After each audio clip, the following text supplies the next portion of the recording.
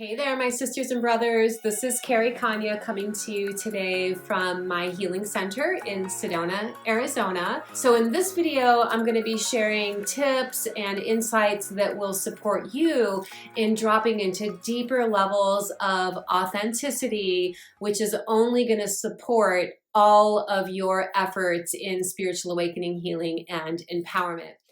Authenticity is a state of being that happens when we are really dropped in to our true core essence, our true spirit. It's a state of being that happens when we are anchored in the present moment, when we are living in alignment with our core values, when we're living in a grounded sense of truthfulness, and when we are living in alignment with self-love and self-worth and allowing all of our actions, our choices to be arising and inspired from that space of being.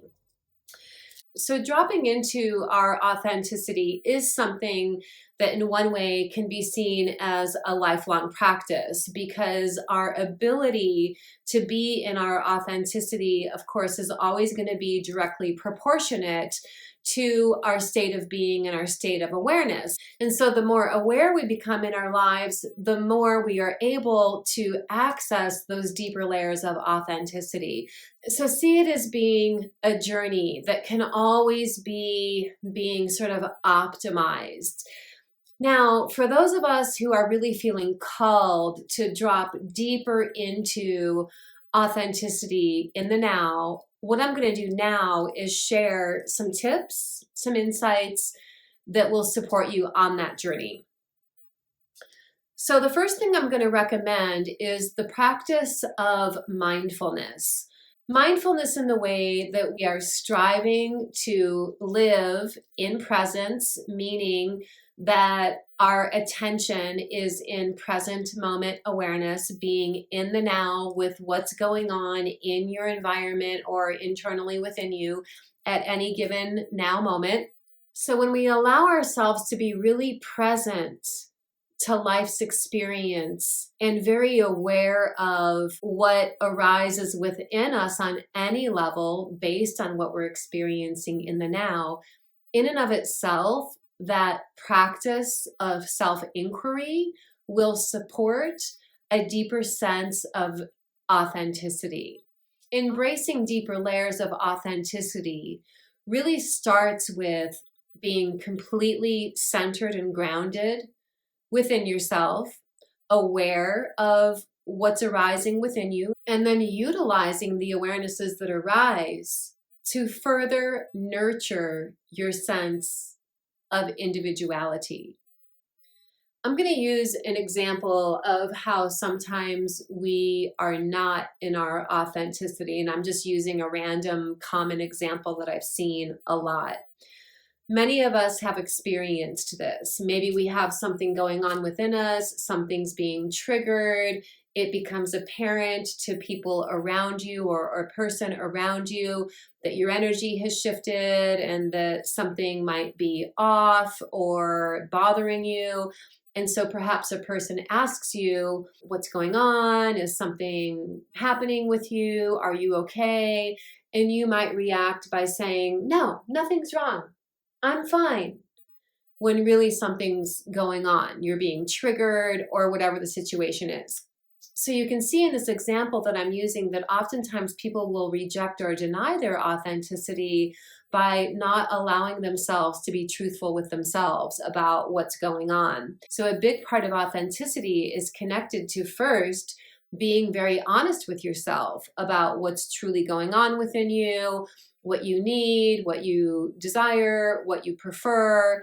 And people who are living in authenticity take the information that's gained through observing what's happening within them to nourish and nurture themselves by giving themselves what it is that they need. So going back to this first example that I used where we oftentimes deny that something's going on, A more authentic response might be, oh, I'm just having something arise within me right now, but I'll work through it. Everything's fine, right? You get what I'm saying? So authenticity begins on really grassroots fundamental levels. Another deep insight that I can share is that when we have a clear awareness as to what our core life values are, it does support us in cultivating authenticity.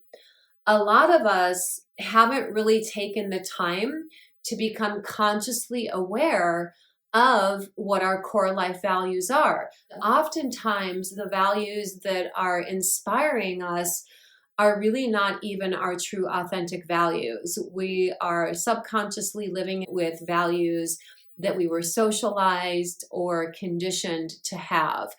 And so examining your values and giving yourself permission to upgrade your values and your belief systems is another empowerment tool in increasing authenticity. So what I have for you here are some self-inquiry questions that you can ask yourself to gain deeper insight as to your individuality, your authenticity, and your core values.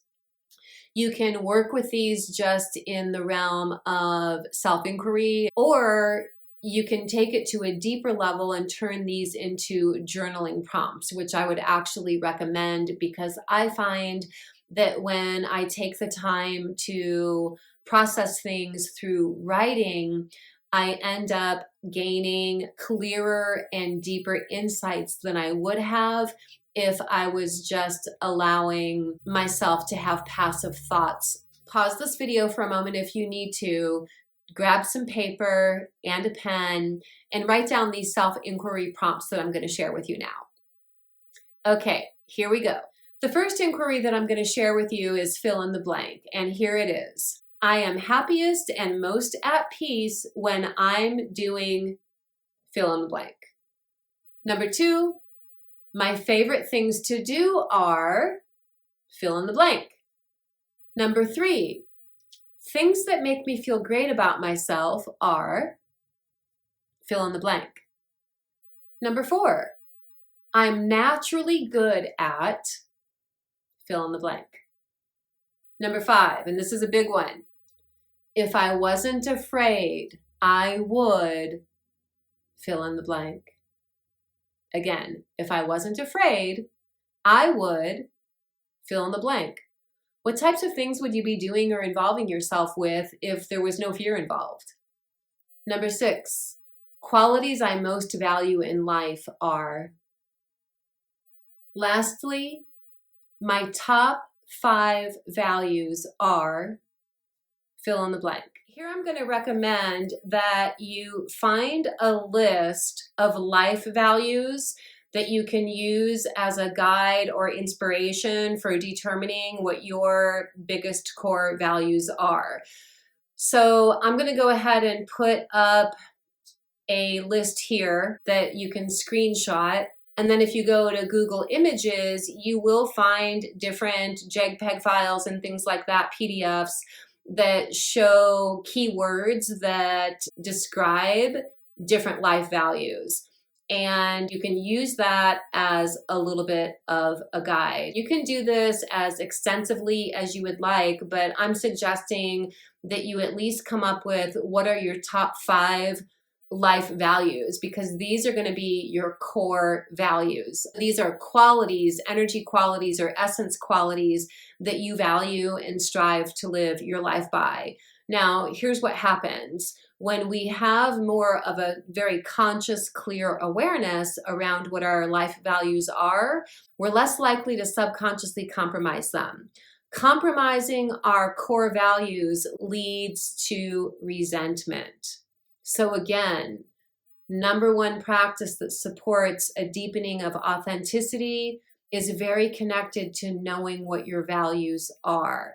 Now, there's always compromise, there's always give and take in life, but not to the extent of compromising your inherent life values. Honoring your core life values will deepen your sense of inner peace and increase authentic fulfillment. So taking some time to have some self-inquiry and journaling around these prompts that I shared with you is definitely going to give you a fundamental clarity that will become a foundation for you to deepen your sense of authentic connection with your truest soul essence. Now, what I like to do in my life is align this whole thing that I shared with you with the 8 pillars of holistic wellness. I'm going to share these 8 pillars with you, and you're going to use this to determine what your current level of fulfillment is in each of these categories.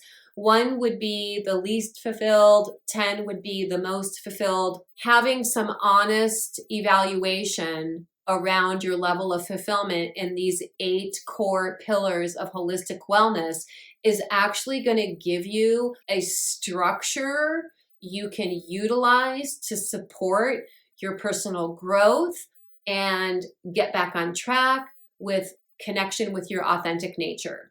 So here's the 8 pillars of holistic well-being. The first thing I'm going to mention is the emotional aspect of holistic wellness. This can include things from having coping skills for working through emotional triggers. It can be having tools for healing emotional wounds, and it can be connected to our capacity to experience healthy relationship dynamics. Next is the financial aspect of holistic wellness, which is connected to satisfaction with your financial situations and your financial goals. So again, with these aspects or pillars, you want to have some honest self-evaluation around your current level of fulfillment. Number 3 is the social category. How fulfilled are you with your social life? Do you feel a sense of belonging, connection, community in your life? Of course, this is going to be an aspect that all of us probably are scoring low on right now because of everything that's been going on in the world. Obviously, there's been a lot of restrictions that have been putting a damper on social opportunity, but we can find ways to get back on track with fulfillment one way or another. When there's a will, there's a way. Next is the spiritual aspect of holistic wellness, which is feeling connected with yourself spiritually, feeling connected with life spiritually, having a sense of meaning and purpose in your life, taking it upon yourself to investigate spiritual teachings, universal spiritual teachings that pertain to all of us, that are at the core of every religion. Don't just take whatever you were conditioned or socialized to value and believe on any level, including spiritually, as face value. Take it upon yourself to do your own learning, your own research, your own experience, your own investigation, and reclaim your right to experience that sense of enrichment and fulfillment that really can only come through you feeling spiritually aligned with yourself. The next category of holistic wellness is occupational, which is connected to a sense of satisfaction and enrichment through the work that you do. So ask yourself where you're at with that right now. Do you feel like what you're doing for work is connected to what your biggest talent, skills, and abilities are? Is it connected to what you choose to be contributing to life in some way, shape, or form? Is it connected to that spiritual sense of meaning and purpose in your life? If not, no worries, okay. But we can use the information that we gain through asking ourselves this to dial ourselves in a little bit more and increase the sense of fulfillment that we do have. So the first step is just being willing to have authentic assessment so that we can really see where it is that we desire to grow. The next aspect of holistic wellness is physical, and this includes diet, nutrition, fitness, fresh air, water, sleep. Are you taking care of your physical body? Our physical bodies, of course, are our vehicle for navigating through the world. The healthier we are physically, the more energy and well-being we experience mentally and emotionally and spiritually as well. So it's really important to honor the needs of the body and not neglect your physical health and well-being, especially for people who are on a path of expanding and growing personally and spiritually speaking. Your ability to reach expanded heights of awareness and consciousness is only going to be proportionate to the health of your physical body. When we are not in physical wellness, we don't have a lot of extra energy to devote to other endeavors. So physical health is extremely important. Make a commitment to yourself to optimize your health and well-being. Again, diet, nutrition, physical activity, plenty of water, fresh air, and restful sleep are among the key components to physical well-being. The next aspect of holistic wellness is the intellectual pillar. The intellectual pillar of holistic wellness can encompass knowledge, recognizing your creative skills and abilities, stimulating yourself mentally, intellectually, learning new things. And then the eighth pillar is the environmental pillar. So this is connected to creating a healthy living environment that supports well-being and growth. Environmental conditions can be very physical as far as like chemicals and things like that, but it's also your mental and emotional environment. Obviously, we want the environments that we live in and spend the most time in to be harmonized physically, mentally, and emotionally. So this could look like using non-toxic cleaners in your home, avoiding toxic people and relationships, not having physical reminders of negative circumstances or memories in your home environment is a good one. Here's a tool I can share with you that I learned in life coaching. It's a game that's called Up or Down. And what you do is you take a look at everything that you're surrounded with, especially in your home environment and your work environment, the places that you spend the most time in. Look at what's around you and ask yourself, when I look at this, does it bring my energy up or down? Anything that is neutral or brings your energy up, keep it in your environment.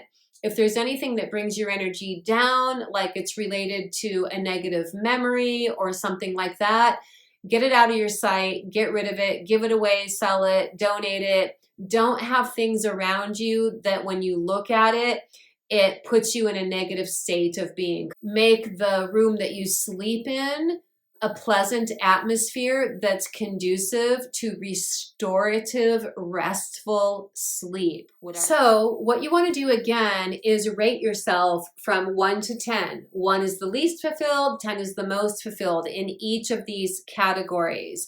And then ask yourself, with however you're rating yourself, which of these areas feels most important for me to increase my quality of fulfillment in?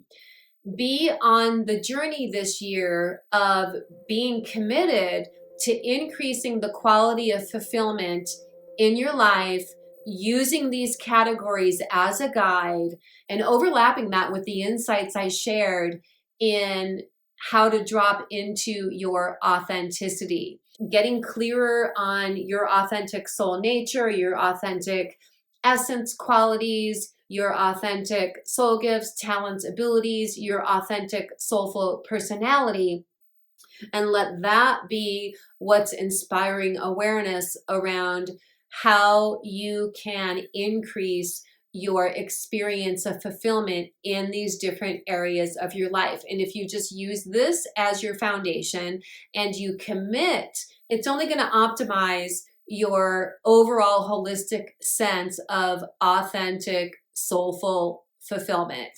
Again, authenticity is a state of being that comes from living with presence, anchoring your presence in the here and now, being a witness to everything that arises in your reality, seeing things with as much truth and authenticity, and responding to life's situations as authentically as you possibly can.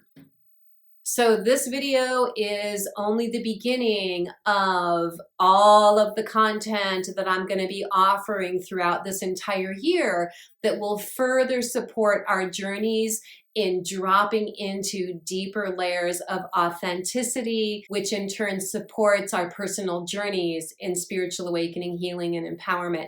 So if you haven't yet, take a moment to subscribe so you're not missing out on any of the content that I'm offering here. Much love to all of you. Blessings, my friends, and I'm going to see you in the next video.